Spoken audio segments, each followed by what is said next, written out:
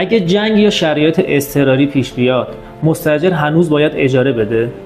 خیلی‌ها فکر میکنن تو شرایط فورس ماژور دیگه اجاره نباید پرداخت کنن، اما قانون مدنی ایران میگه باید اول ببینیم که استفاده از ملک به طور کامل غیر ممکن شده یا اینکه فقط سخت‌تر شده شرایط. توی اینجا ما 3 حالت رو با هم بررسی میکنیم. توی حالت اول، اگر ملک کاملا غیر قابل استفاده شده باشه، مثلا خونه تخریب شده باشه یا توی منطقه قرار گرفته باشه که ورود ممنوعه و منطقه قرمزه، توی این شرایط قانون مدنی توی ماده های 480 و 481 میگه که قرارداد کاملا منفسخه و دیگه شما حق اجاره پرداخت نمی‌کنید.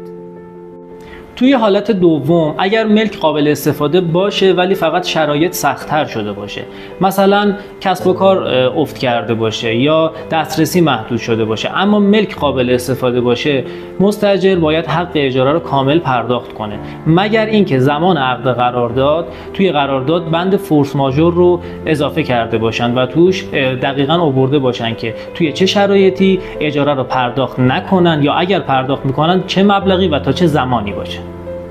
توی حالت سوم که بهش میگم فورس ماژور موقت، زمانیه که ملک به صورت محدود و یه تایم محدودی در دسترس نباشه و معمولا توی این شرایط حق پرداخت اجاره رو به صورت موقت تعلیق میکنن و لغو دائم نمیشه.